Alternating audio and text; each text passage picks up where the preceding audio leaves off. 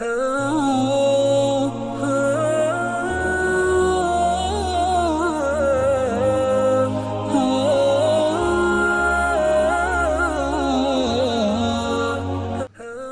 اللہ الرحمن الرحیم نحمدہ ونصلی علی رسولہ الکریم۔ سامعین اکرام، ہمارے یوٹیوب چینل جمال مظاہر میں آپ کا خیر مقدم ہے۔ ہم نے اپنی پچھلی ویڈیو اور اسپیچ میں یہ بیان کیا تھا کہ دجال کون ہے اور اس کی حقیقت کیا ہے۔ بہت مختصر سی گفتگو کی گئی تھی اور ایک حدیث حضرت تمیم داری رضی اللہ تعالی عنہ کی، جس میں انہوں نے دجال کا ذکر کیا ہے، اس کو بیان کیا تھا اور اس کے متعلق علماء کی مختلف رائیں اور علماء کے جو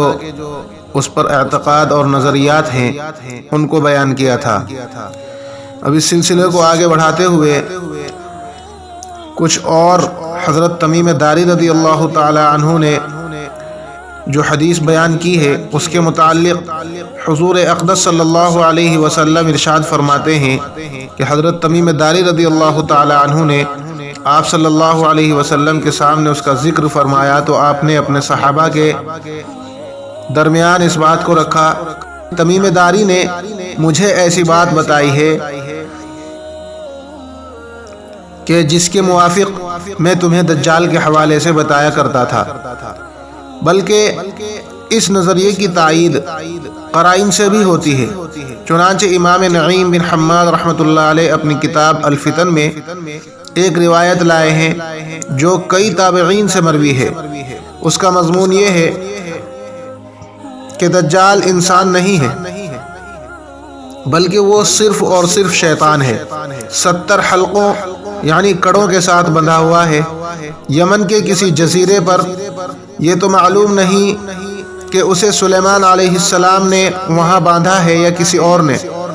البتہ جب اس کے نکلنے کا وقت آئے گا تو اللہ تبارک و تعالی اس کا ہر حلقہ 1 سال میں کھولتا چلا جائے گا۔ جب وہ ظاہر ہوگا تو اس کے پاس ایک گدھی آئے گی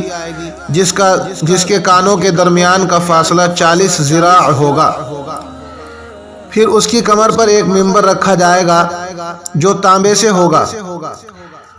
اور وہ یعنی دجال اس منبر پر بیٹھ جائے گا اور جنات کے قبیلے آ کر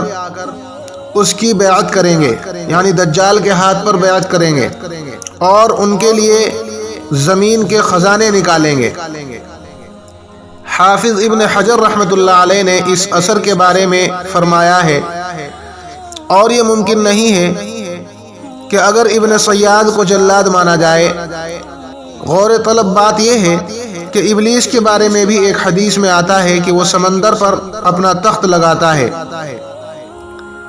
اور پھر اپنی مجلس لگا کر چھوٹے شیاطین اور اپنے ارکان سے دن بھر کی رپورٹ طلب کرتا ہے۔ اسی طرح مسلم کے مقدمے میں امام مسلم رحمۃ اللہ علیہ نے حضرت عبداللہ رضی اللہ تعالی عنہ اور عمر ابن العاص رضی اللہ تعالی عنہ سے روایت بیان کی ہے کہ سمندر میں ایسے شیاطین بندھے ہوئے ہیں جنہیں سلیمان علیہ السلام نے باندھا تھا، وہ عن قریب رہا ہو کر لوگوں پر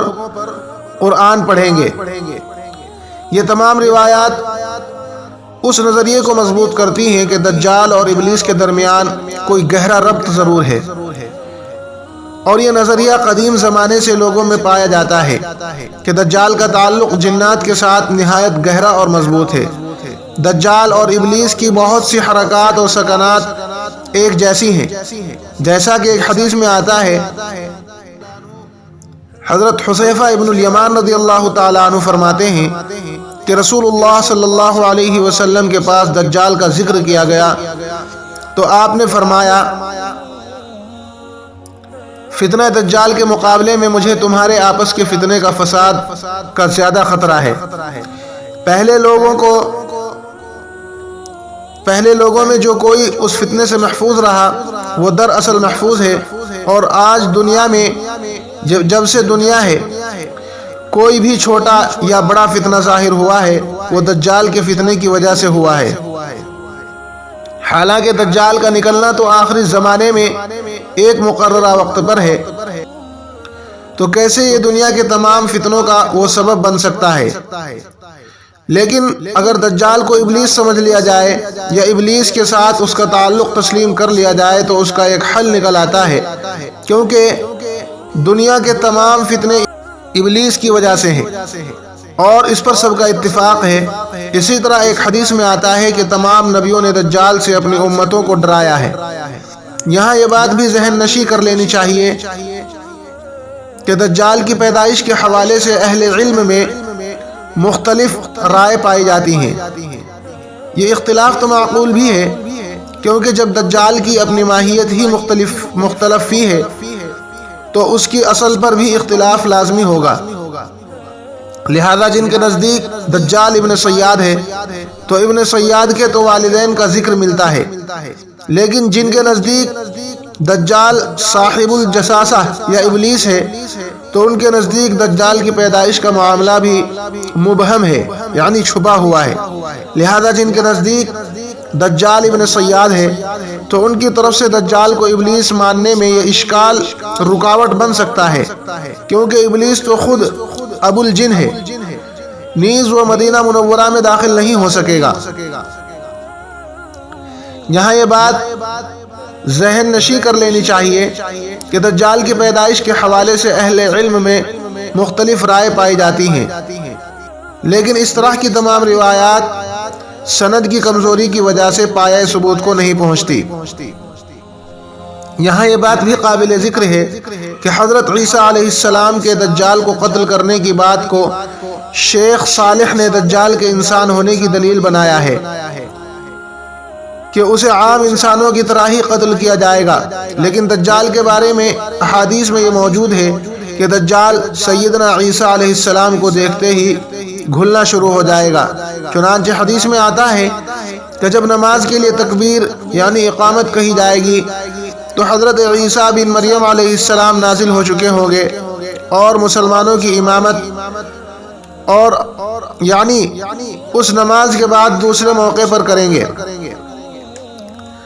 اور اللہ کا دشمن انہیں دیکھتے ہی اس طرح گھلنے لگے گا جس طرح نمک پانی میں گھلنے لگتا ہے۔